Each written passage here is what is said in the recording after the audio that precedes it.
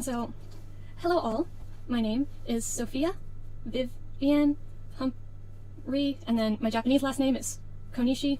My name sign is Sophia, which is also the Japanese sign for cat, because I love cats.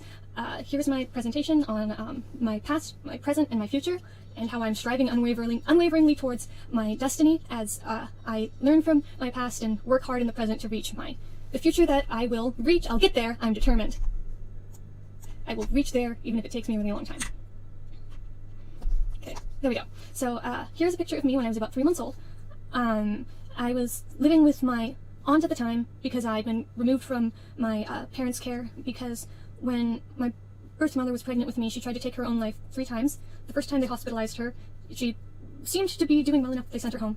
Then the second time they hospitalized her again, we're going to keep her in the hospital until she gave birth to me. And then the third time was while she was in the hospital because somebody left a razor blade out, and then I was born.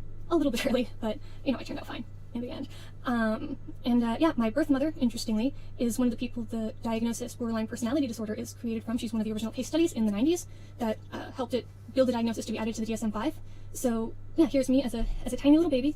I'm about 3 months old here, when I was able to be reunited with my dad and my birth mom, because my dad is awesome and solid, and he was going to protect me. Waiting for... Okay, so here is my little brother and I. So my little brother, he's my life, he's my love, and my best friend. He's living in Colorado right now with my uncle. The picture on the far left, that's from when we lived in Minnesota. We were still with my dad and my birth mom, and then the photo with the horse, which it's a bummer he's partially cut off, but the photo with the horse, that was in Hawaii. At that point, my birth mom and my birth mom's side of the family had kind of kidnapped us. Legally, we were technically kidnapped from my dad when we moved to Hawaii, and then to get farther away, then we moved to Japan, where we lived for most of my elementary school. And so even though English is my first spoken language, I didn't learn how to read in English until I returned to the United States, so my first literate language is technically Japanese. And the picture of my little brother in the Santa costume and me in the princess dress with the Santa hat, that's from the Tokyo Tower when I was 7 and he was 3. At the time, we had just moved to Japan from Hawaii to be closer to the Konishi side, my birth mother's side of the family. And these 2 pictures here, this is before my middle brother and I ended up unfortunately being separated for about 3 years. We both loved the Power Rangers, and fun little anecdote, when I was 8 years old, I thought everybody who drove a motorcycle was a Power Ranger, genuinely. And I was a big fan. So there's a picture of my brother and I doing the Power Ranger symbol, and he's in the Power Ranger outfit, and we're just loving on each other. And so yeah, and here's just some pictures of, because my Japanese culture and heritage is very important to me, it plays into part of what I want to do with the future. My Japanese side of the family, they own a company called Konishi Bijutsu that's been in the family since the 1600s that restores many of Japan's ancient shrines and temples and national treasures. And that's something that I might want to be some small part of. That would be kind of a dream of mine in the future, because it's time for the next generation to take over. And here's just some pictures of me and my brother when we were going on an adventure for this tour of the area around Mount Fuji. So you can see I'm having some delicious ice cream, and here we are playing by the rocks. So yes, while my time in Japan was very short, it was very impactful on the way I live my life, my choices, my culture. I lived with my grandparents for a while there, and they taught me, unlike my birth mom, how to actually be a human being and have manners and respect, and all of that, so I'm very grateful to them. Then when my birth mother wanted to move back to the United States, and they knew that she wasn't capable of taking care of children, and so I went back with my birth mother, but my middle brother, Spencer, he stayed in Japan for about 3 years, and I missed him dearly for that time. After that point, I moved back to the United States, and I lived with my birth mother in Seattle for a while. There's just a picture of me hugging a whale by the port when I was, and then so eventually we moved to Florida, and my birth mother convinced my mother's side of the family that she was stable enough to have my brother back. So when I was 12, almost 13, and he was 8, almost 9, we were reunited. Which was wonderful. Just my mother had no idea what she was doing. So over time things went crazy. We went into foster care a couple of times while we were there, and then this family is the family that we ended up with until I aged out at 18, and my brother stayed with them, and they all but adopted him until he got established himself and moved to another state with my uncle. So here's me at my high school graduation, and I almost didn't graduate from school. At first, because I wasn't diagnosed with autism yet, my foster family, who I love dearly and I'm eternally grateful for, didn't understand how somebody as intelligent as I was could have trouble understanding certain things, and so they thought that I was incredibly troubled. So after aging out of the system, I was prepared to drop out of high school and get my GED and go to a program for troubled teens. But my teachers were like, "You're not troubled." And so through their encouragement and support, I ended up returning to school and then finishing out my senior year of high school. I graduated within the top 15% of my class, and with over 300 community service hours. I was president of Asian American Association in a couple different honor societies, and with quite a few awards. And I almost didn't walk across that stage because I was convinced that I was troubled and needed serious help. But I did it, and I graduated, and I graduated very strong. So then, after graduating high school, I was able to, at 19, reunite with my dad. And reuniting with my dad was wonderful, but I really had to learn to trust him because I'd been told lies by my birth mother my whole life.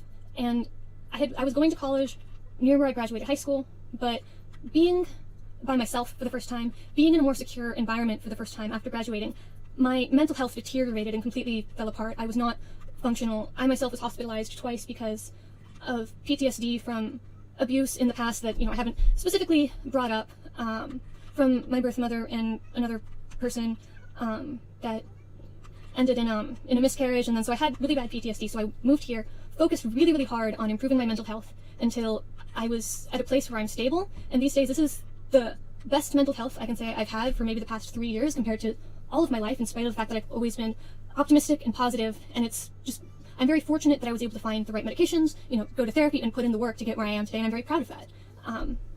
My dad is really, really awesome. We're the best of friends. And my youngest brother, Constantine, he's adorable and cute. And even though he's 13, he's been a teenager, like basically a 16-year-old since he was 11, which is weird because when I was 15, I was basically 10. And I love him very much. So, we're somewhat short for time, but I do want to share.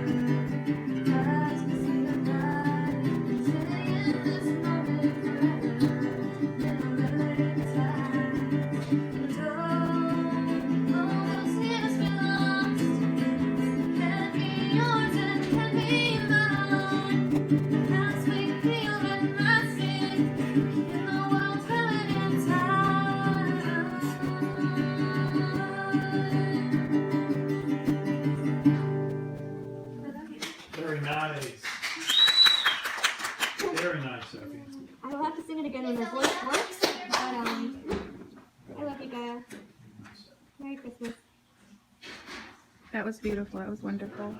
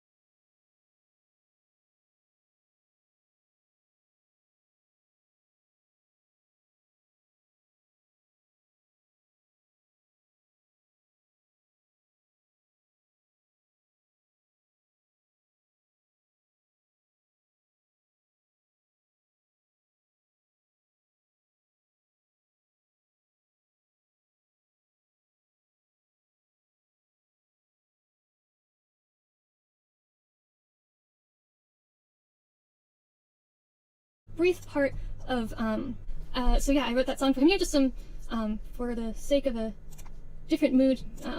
Here's just some D&D stuff. It's my dad. He loves books. My brother, he loves toy swords. My snake, Galadriel, at D&D convention, and I was able to make myself in D&D with my cats, and that was fun.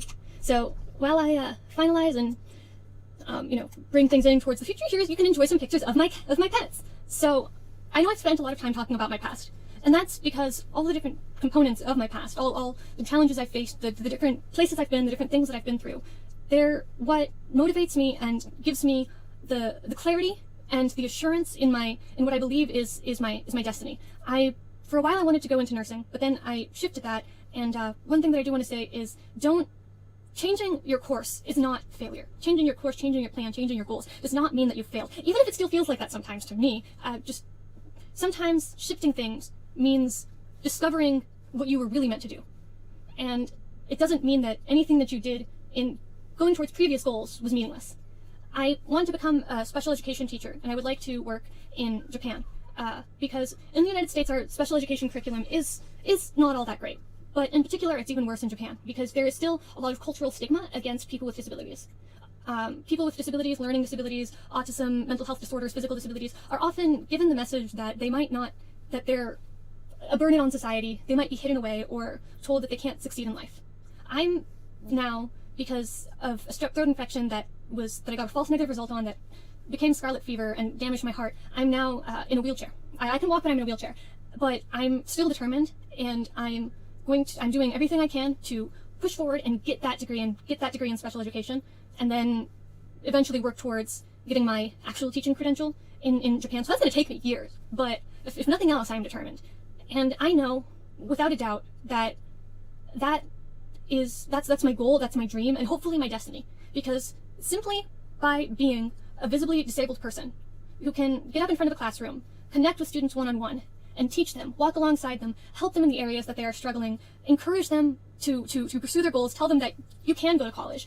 I almost didn't graduate high school. It's taken me, I started getting my associate's, working towards my associate's master's degree in 2016, and I'm just finishing this year because all of these different things in my life got in the way and slowed it down. But that's okay. It doesn't matter how long it takes you, so long as you reach that goal. And I know that if I am able to become a special education teacher in Japan, from the front of the classroom, just by being in my wheelchair, I'm communicating and hopefully inspiring my students that, look, I'm here, I made it, you can do it too. And if I'm able to get there, that honor is beyond words and beyond expression. And if I'm able to make a positive difference in even one student's life, then my life has been worthwhile and my purpose is complete. So just to conclude is that every single thing in my past has helped build me into the person that I am today, including my faith. You know, I love Christ, and I haven't really talked about that, but my faith is paramount to that. But there's been, deviations in the road, ups, downs, left, rights, falling on my face and getting up, but it's taught me what it means to persevere. And I'm grateful for that, and I hope that I'll be able to bestow that wisdom upon others. So yeah, here I am, and this is a presentation about my past, my present, my future, as I strive unwaveringly towards my destiny. Arigatou gozaimasu. Thank you very much for your attention and ears.